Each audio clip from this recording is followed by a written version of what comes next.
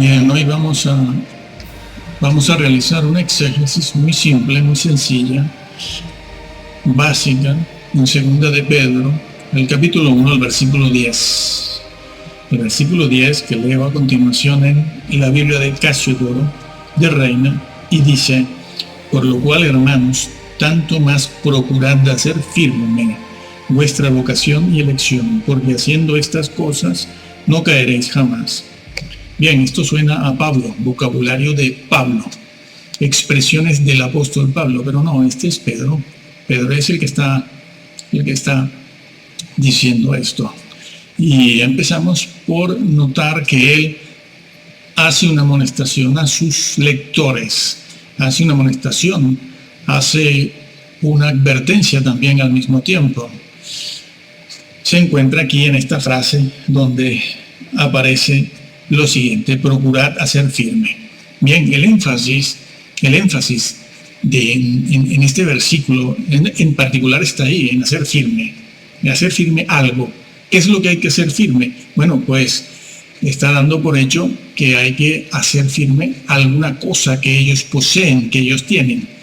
Y lo dice a continuación, dice: vuestra vocación y elección. Ese vocablo, vocación, en este versículo, podemos traducirlo por llamado o llamamiento. Llamamiento como una invitación. Llamados y elegidos, bueno, tienen que hacer firme, tienen que además procurar hacerlo, hacer firme el llamado y la elección. Es algo que ya poseen.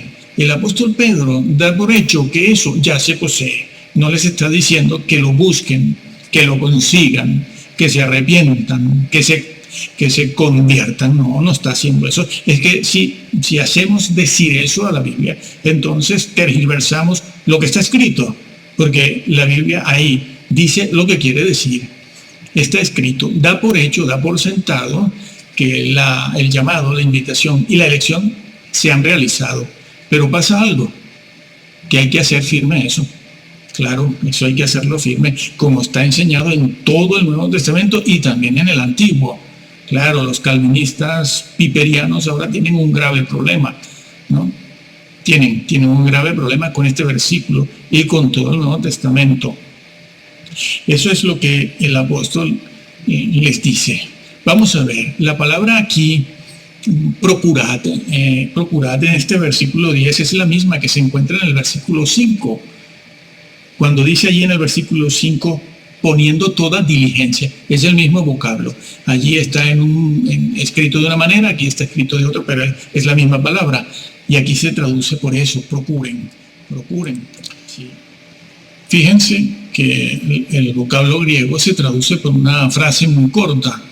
La frase es: tanto más procurad, como dice ahí, o sean con mayor razón muy diligentes. Eso es lo que se dice. Es que así es como se debe traducir: sed tanto más diligentes, poner el mayor empeño. Bien, poner el mayor empeño. ¿En qué? Lo está diciendo: en hacer firme. El énfasis del versículo, así como de todo el pasaje, está ahí, en hacer firme el llamado y la elección. No es que tienen que buscar el llamado y la elección, como hemos dicho, sino que ya lo poseen, sí, ya lo poseen. Ahora lo que han de hacer es hacer firme ese llamado y esa elección. Y esa frase, tanto más procurad, es eso: pongan todo empeño en eso. Ese es el énfasis. Hoy en día el énfasis, ¿dónde está? ¿Cómo se llenan los locales, los templos, los hoteles? ¿A qué conferencias acuden los creyentes? Vamos a calificarlos de creyentes en general. Creyentes en Dios, creen en Dios. ¿Qué temas les atraen? ¿Dónde está el énfasis? Bueno, en temas como el infierno, las cuevas del infierno, el abismo, los demonios encerrados en el abismo, el cielo, el mundo demoníaco, el diablo, la caída del diablo, de Lucifer. Temas que llaman mucho la atención, como esto de Irak, Irán, Rusia. Temas, todos estos, como los asteroides, Nibiru, temas así en general. Todos estos temas, es ahí donde está el énfasis. ¿no? También gusta mucho el fijarse en evidentes apóstatas, como este señor. Es sumamente fácil, todo el mundo los escoge y los agarra como conejillos de India, ¿no? Para practicar con ellos. Este señor es un herético porque dice esto. Eso es muy fácil. Lo hacen mis nietos, repito, también. ¿A qué no lo hacen con otros? Con las vacas sagradas, no lo hacen, no los ponen en evidencia porque saben que se desprestigian. Ir contra los verdaderos heréticos desprestigia. Pues bien, eso es lo que está diciendo el apóstol Pedro aquí. Da por hecho que son salvos, da por hecho que son llamados, da por hecho que son elegidos, pero hay algo que hacer. Sí, se ha de mantener eso con firmeza. Bien, ¿por qué? Porque la salvación es por gracia, somos justificados por la fe. Esa es la posición judicial, lo que el Señor Jesucristo logró en la cruz. Sí, Él lo logró romper las cadenas que ataban las manos del Padre para mostrar su misericordia en su gracia y perdonar. Gracia, misericordia, perdón. Ese es el orden. Ese es el orden. Amor, gracia, misericordia y perdón. Con lo que el Señor hizo en su vida, se logró eso. Se logró. Todo el que crea en Jesús, el que crea como corresponde, no de cualquier forma. Pero eso es otro tema que no estamos viendo aquí. El que crea, el que acepte el mensaje del Señor, es salvo, justificado por la fe. Por cierto, que la Biblia registra varios conceptos en cuanto a la justificación. Somos justificados por la fe, pero es que la Biblia también dice que somos justificados por su resurrección. Somos justificados por gracia también. Esas expresiones se han de estudiar y analizar al lado de la otra muy famosa expresión, justificados por la fe. Pero eso habla de nuestra posición, no de nuestra condición espiritual. Bien, pues el apóstol Pedro les hace una exhortación a la firmeza en su llamado y en su elección, porque la salvación es por gracia. Nosotros no podemos hacer absolutamente nada para ser salvos. La gracia y la salvación la provee completamente al Señor. Completamente al Señor. Pero la Biblia enseña de tapa a tapa que el hombre es responsable no solo de aceptar esa salvación, sino de cuidarla, sobre todo de cuidarla. Sí, es un llamado, es una invitación. Se acepta, pero se mantiene mediante la obediencia. La obediencia a todo lo que el Señor pide que obedezcamos. Sí, señor, sí. Por eso, por ejemplo, y lo leo porque lo tenemos por aquí, por eso el Señor, por ejemplo, en 2 de Tesalonicenses dice: por tanto, hermanos, manténganse firmes. Aquí habla el apóstol Pablo, no Pedro. Manténganse firmes. ¿Cuál es la necesidad de mantenerse firme? Si salvos, siempre salvos. No, salvos, siempre salvos, no. La Biblia no enseña eso. Es una frase que se ha puesto de moda en las últimas décadas, en los últimos 100 años, aproximadamente. Es algo nuevo, pero la Biblia no enseña eso. Manténganse firmes y retengan lo que hemos enseñado en otros vídeos. La salvación en la Biblia no se presenta en esa frase, en esa fraseología famosa de salvo, siempre salvo, o de perder la salvación. La salvación no se pierde, la salvación se deja de alcanzar, se deja de retener, como dice aquí 2 de Tesalonicenses capítulo 2, se deja de permanecer, como dijo Cristo: si permanecéis en mí, si permanecéis, si retenéis, si no dejáis de alcanzar, si no caéis. Así es como se presenta la salvación. Tienes que alcanzar, tienes que retener, no debes caer. Y aquí en 2 de Tesalonicenses 2:15 se dice también, como en muchos otros sitios, se dice: manténganse firmes y retengan ¿qué? La fe. Juan 3:16. No, hombre, no. La doctrina. es la doctrina si salva. Yo sé que en Centroamérica estas vacas sagradas les dicen a todos, no se preocupen, nada de doctrina, nada de Trinidad, ni nada de nada. Tú crees en Jesús, has hecho la oración de fe, lo recibiste, ya está, tranquilo. Pero eso no es bíblico, hermanos, amigos que nos escuchan. Bueno, son 20 personas. No es bíblico, se perderán.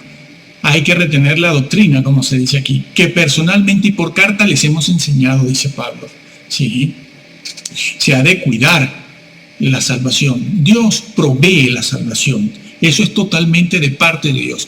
Pero el hombre es responsable. Dios no es el único responsable. ¿Quiénes son salvos? ¿Qué se ha de hacer para mantener firme ese llamado y esa vocación? Bueno, la Biblia lo engloba en una palabra, en una frase, que hay que desglosar después. Por ejemplo, en Hebreos 5:9 es muy conocido ese versículo, pero nadie se atreve a hacerle la exégesis. Ese versículo en Hebreos 5:9 que dice, y leo, y una vez que alcanzó la perfección, llegó a ser autor de la salvación eterna. Jesús llegó a ser el autor de la salvación eterna. ¿Para quiénes? ¿Para los que creen? No. Para los que le obedecen. Allí está dicho también. Está dicho allí. Los que le obedecen. Los que le obedecen. No todos. Por eso la Biblia y el Señor dice, no todo el que me dice Señor, Señor, sino el que hace. Hacer la voluntad de Dios no es tan fácil. No es como vivir a la altura del Código Civil y Penal, que es lo que les enseñan. Pórtense bien. Es decir, vivan ustedes a la altura del Código Civil y Penal como todos los ciudadanos. No es eso lo que el Señor exige. El Señor exige mucho más que eso. Y no deben calificarlo de severo. El Señor no es severo por eso, ¿no? Como aquel que tenía solo un talento y se acercó al Señor diciéndole eso. Oye, es que tú eres muy severo. Pides lo que no das. Pides lo que no das, ¿sí? Y quieres recoger donde no siembras. Y el Señor dice, madre mía, lo que dice este siervo inútil, a las tinieblas de afuera, de entrada. Claro, un siervo con capacidades, dones, talentos, etcétera, pero se descuidó. Y así otros casos más que están en nuestros vídeos colgados en internet. Bueno, para el que lo quiera ver, que aquí no estamos por darle pulgar arriba, ni suscripciones, ni nada de eso. Eso no va con nosotros, desde siempre. Bueno, eso es lo que dice y enseña la Biblia. Hay una parte que la hace el hombre y hay otra parte que la hace el Señor. La posición que nos justifica delante de Dios es una justificación por la fe. Esa es la posición legal, jurídica. Es una posición jurídica, legal, tiene carácter jurídico. Pero hay otra cosa que es la condición espiritual. La condición espiritual, estamos viéndola aquí en este versículo en parte. En este versículo no se dice todo, pero no vamos a salir de él porque se haría muy largo.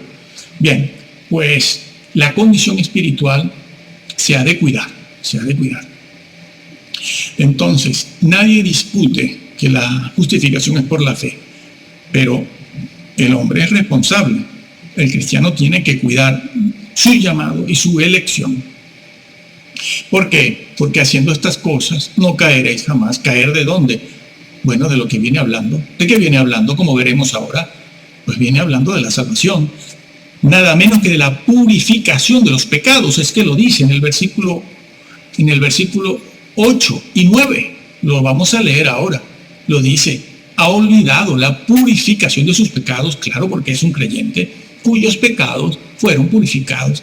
No sirve decir aquí que esto es un visitante, o esto es un señor al que se le dio un tratadito en la calle. Quienes le están diciendo esto en Centroamérica no son teólogos, son personas que habrán pasado por un seminario, nada más, pero y se dedican luego a leer libros por aquí, libros por allá, a ver lo que dice este, lo que dice el otro, lo que dice el de más allá, lo que dicen los calvinistas, porque se han convertido al calvinismo, no a la Biblia, y ahora últimamente se han convertido en calvinistas piperianos, ¿no? Este señor que dice que el pecado lo creó Dios, que está de acuerdo con la fiesta de Halloween, que etcétera. Necesidad, entonces, repetimos, o tiene el apóstol Pedro, de decirles a estas personas, que él dice que sus pecados han sido purificados, que ya tienen el llamado y la elección. Sin embargo, les dice, no caeréis jamás. Pues se refiere y les está diciendo que no caeréis, que no van a caer de esa salvación en la que están, de ese llamado y de esa elección. No caen. Pero si lo está diciendo el versículo directamente, si está allí mismo en el texto, en el contexto, es que es increíble, amigo. Es que, ¿qué es lo que les pasa? ¿Caer de dónde? De las obras, de los premios. ¿Dónde se está hablando de premios aquí? No se habla de premios aquí. Se está hablando del llamado y la elección. Es a eso a lo que se refiere Pedro, ¿no? Si caen de ahí, se pierden. Tienen que hacer estas cosas. ¿Qué pasa si no las hacen? Las cosas que están en el versículo 7, 8 y 9, como veremos ahora, caen de ese llamado y de esa elección. No sirve decir, ¿no? Como siempre se ha dicho últimamente también, se dice, no, es que no habían nacido de nuevo, pero es que el apóstol Pedro aquí no los trata como a incrédulos o nuevos creyentes o personas que no se han convertido, los trata de hermanos, como hemos dicho. Sí, por cierto, que el apóstol Pedro se dirige a ellos como hermanos en los versículos anteriores, y sepan que es el único lugar donde el apóstol Pedro emplea el vocablo hermanos. Claro, porque les va a decir algo muy serio. Es esto lo que les está diciendo, ¿no? Pues bien, sí, esto es lo que les dice el apóstol Pedro. Ese vocablo, caer, es tropezar, sí, significa eso. Y es una referencia a la pérdida de la salvación, como el versículo lo hace obvio, y más obvio lo hacen los versículos posteriores y anteriores, como vamos a ver. Muy bien. Aquí decimos ya de una vez, ya que estamos diciendo lo que decimos, lo que acabamos de decir, para no romper el hilo del pensamiento de la idea, que es que el apóstol Pablo también lo dice por otras partes. Es posible recibir la gracia en vano. Sí, eso está dicho. Está dicho y lo leo directamente. 2 Corintios 6:1. Por lo tanto, nosotros, dice Pablo, como colaboradores de Dios, les rogamos a ustedes. Es un ruego, como hace el apóstol Pedro en el versículo que estamos viendo. Les rogamos a ustedes que no reciban su gracia, la gracia de Dios en vano. Se puede recibir en mano, Dios mío. Y no solo está dicho aquí también, hay que ir a Gálatas también. Y se puede encontrar más o menos la misma idea. Pues bien, eso es lo que se enseña, eso es lo que se dice. Se puede recibir la gracia en vano. Tenemos que ir para demostrar esto a los versículos anteriores, porque el apóstol Pedro lo dice en los versículos 8 y 9. Está dicho en los versículos 8 y 9 que leo. El versículo 8 dice, porque si estas cosas están en vosotros y abundan, ¿qué cosas? ¿Qué cosas? Bueno, debemos hacernos esa pregunta. Sigo leyendo.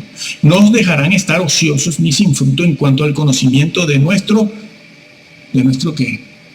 Repito, no os dejarán estar ociosos ni sin fruto, en cuanto al conocimiento del infierno, en cuanto al conocimiento de los premios, en cuanto al conocimiento de la guerra y el Armagedón, Irak, Rusia, conferencias especiales sobre el infierno, los demonios, los tatuajes, los matrimonios, los divorcios, los pantalones femeninos. Ya se puede quedar solo. Eso sí que le iría bien. Bueno, no dice nada de eso.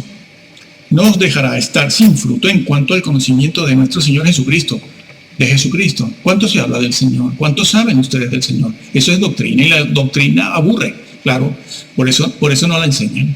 Hablar mucho de Jesús y todas estas cosas a la gente no le gusta, a los creyentes no les gusta porque esto es sangre, esto es flagelación, esto es doctrina que se hace pesada, que si esto, que si aquello, que si lo otro, que si la voluntad de Dios, que si... Bueno, eso se hace pesado, eso no atrae, no llena. Permanentemente en el tiempo no tiene duración, ¿no? Pero es eso lo que salva. Por eso Jesús le dijo a los suyos les dijo, si permanecéis en mí. No dijo si permanecéis en Juan 3:16. Es que hoy en día estos predicadores que no hacen teología, sino que van leyendo libros por aquí y por allá, después los sueltan en el púlpito. Estas personas van así, no van hablando de Jesús, sino de otras cosas, lo que van leyendo por ahí. Pues bien, pues sí, Jesús lo dijo, ¿no? Si permanecéis en mí, se lo dijo a los suyos.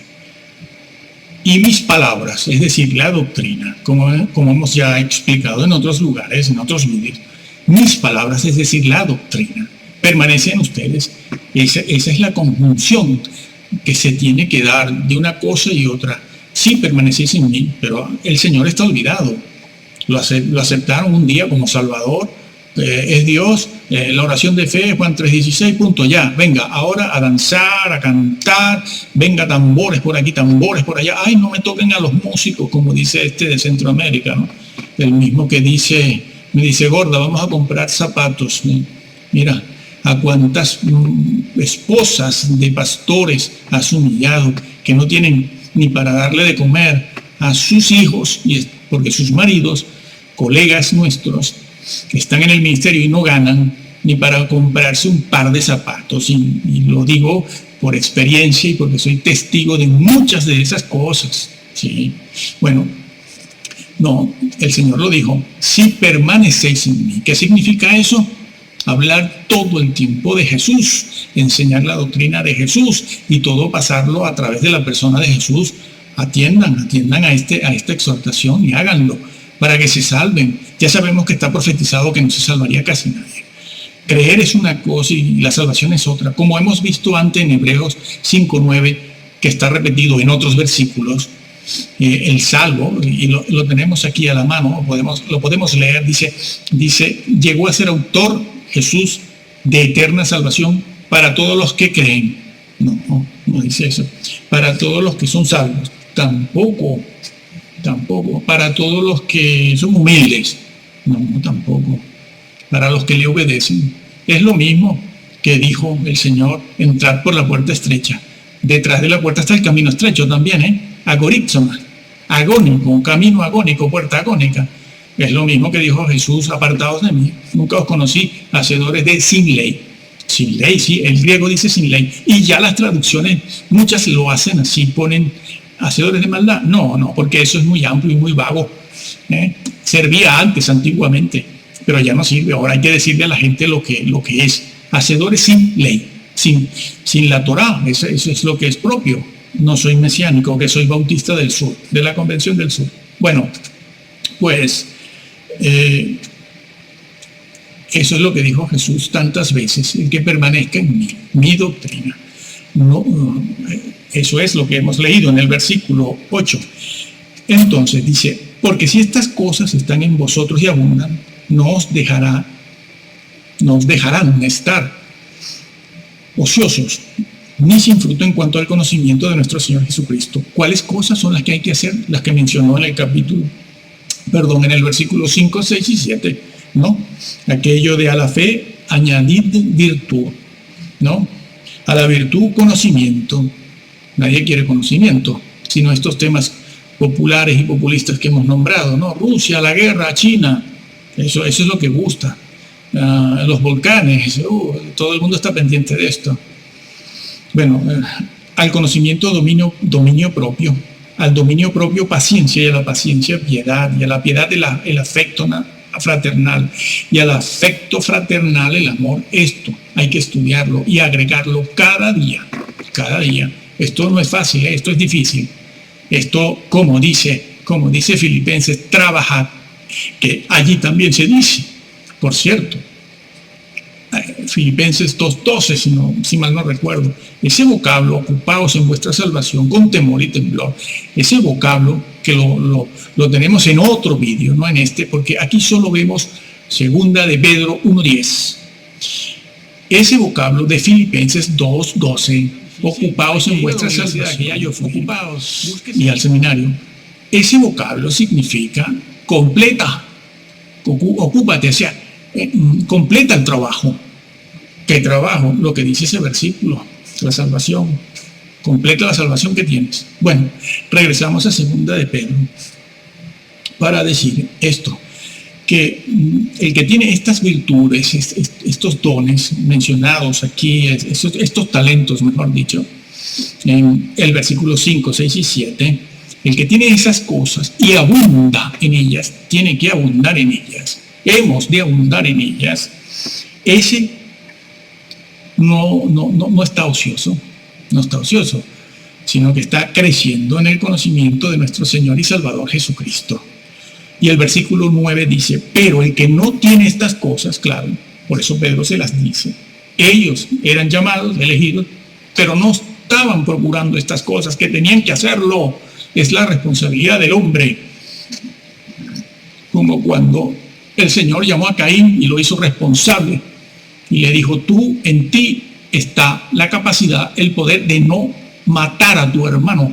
No lleves a la consumación lo que ya has concebido en tu cerebro, en tu mente. Has pecado ya, pero estás a tiempo de no llevarlo a la consumación, porque una vez que eso se lleve a los hechos, el pecado ya está sobre ti, ya lo has cometido completamente. Bueno, pues eso que está aquí. El que no tiene estas cosas es ciego, dice, tiene la vista muy corta, es ciego, habiendo olvidado la purificación de sus antiguos pecados, lo dice, antiguos, además hace referencia en el tiempo, al día en que esa persona conoció al Señor y se convirtió, recibió, quiso salvarse, quiso, aceptar la salvación, de hecho lo hizo, por eso es un llamado y un elegido, sí, pero el hombre ha de hacer algo, ha de mantener esa posición con una condición de santidad y obediencia, que no es lo mismo ser santo que obedecer, y se han de hacer las dos cosas.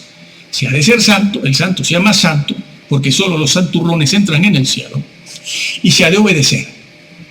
Pero esos son otros temas que también hay que buscarlos, a que no se los enseñen. Los que aman al Señor son muy pocos. El Señor lo dijo. El que me ama, mi palabra guardará.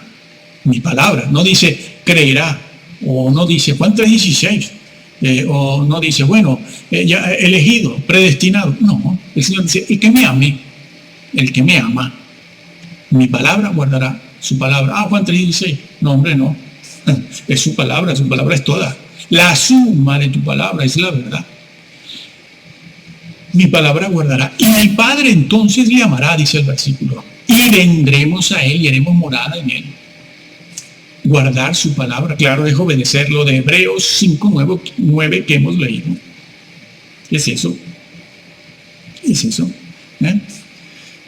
Porque es muy fácil decir, acepta a Jesucristo. Bueno, ¿qué significa eso de aceptar? O mejor dicho, de recibir. Que yo creo en él. Espera un momento. El que ama mi palabra y la guarda. Por eso Jesús dijo también, el que quiere hacer la voluntad del Padre, aquella que no hacían aquellos que se presentaron con un currículum delante del Señor en el día del juicio, ¿no? Y Señor, hemos hecho esto, hemos hecho aquello, hemos hecho lo otro, ¿no? Tenemos otro vídeo también colgado sobre eso. Y el Señor les dijo a ellos, no habéis hecho la voluntad de mi Padre. Bueno, es que el Señor lo dijo, el que quiera hacer la voluntad de mi Padre, ¿cómo será la última moda? No, amigo. El que quiera hacer, el que desee de verdad hacer la voluntad de Dios, conocerá si la doctrina, dijo Cristo, es mía o de mi Padre. Una referencia otra vez a la doctrina. Ten cuidado de ti mismo y de la doctrina, pues haciendo esto te salvarás. Salvar del error, salvar de decir tonterías en el púlpito. No se refiere a eso. Te salvarás de condenarte. Te salvarás a ti mismo y a los que te viven. Si una persona no está creciendo en esto, porque no les predican, no les hablan, no les enseñan, no los disipulan en esto, en estas cosas y otras, pues no pueden crecer, y mucho menos en el conocimiento de la persona de Jesús. Eso lo ven durante unos meses y ya después te olvidan para siempre. Y asistiendo a la iglesia. Bien, hay algunas traducciones que me gustan mucho porque reflejan de verdad el significado del original. Tengo una delante de mí que dice, por lo cual más bien, hermanos, procurad ahincadamente asegurarse el llamado y la elección, porque haciendo esto no tropezaréis jamás. Esto es una traducción, no es la exégesis, no es un comentario, no es una interpretación, es una traducción. Me parece correcta, me parece correcta. Sé lo que dice el griego, lo sé, yo lo sé.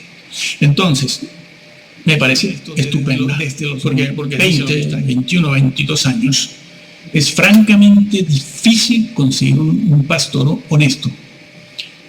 Pastor es padre de familia, buena gente, con hijos y nietos, empresas y todo eso, sí, bueno, eso abunda, ha abundado siempre, ¿no? Pero conseguir un hombre de Dios honesto, como los profetas, como Habacuc, o como Jeremías, o como Elías, o como Isaías, etcétera, es muy difícil, es muy difícil, es muy difícil conseguir un hombre así, muy difícil hoy en día. Son personas que no van más allá, como decíamos antes, de respetar el Código Civil y Penal. Pero en la Biblia, y lo que el Señor nos exige, no es que respetemos el Código Civil y Penal, sino que vivamos una vida santa. El santo se llama santo. Eso significa que una vida a la altura del Código Civil y Penal es una vida buena, pero no es una vida santa. No es una vida santa. Una vida santa, según la santidad y la obediencia, según lo que el Señor pide, es mucho más que eso. Es mucho más que estar a la altura del Código Civil y Penal. Entonces, ¿qué hacemos en una situación así? Lo que tienes que hacer es agarrar, tomar una Biblia. En principio, Casiodoro de Reina. Fue él el que la tradujo, ¿no? Bueno, no le hagas caso por ahí a estos que dicen, hombre, es que ese es el problema de las traducciones. Los que dicen eso no saben nada, ¿no? Y sobre todo si son mesiánicos, ¿no? Dicen, es que esto de la circuncisión, es que Roma no traduce bien.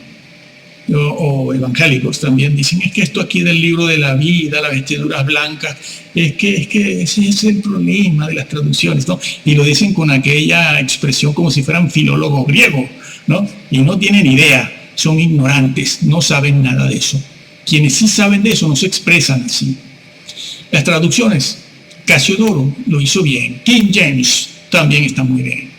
Entonces, toma, como decíamos, agarra una Biblia, Casiodoro de Reina. Si lees en inglés, King James, y léela tal cual te la encuentras, mi amigo, tal cual, sí, te lo digo yo, tal cual te la encuentras, en su primera lectura, en su segunda lectura, en su tercera lectura. Cuando empieces a encontrar algunas cosas que vas descubriendo, empieza a indagar, a escudriñar, a investigar. Para eso tienes que irte a manuales de griego y hebreo, los idiomas originales, ¿sí? Tienes que irte allí y empezar a ver comentarios. Cuanto más antiguos sean los comentarios, desde hace 30, 50 años. ¿Por qué? Porque le va creyendo a toda esta gente.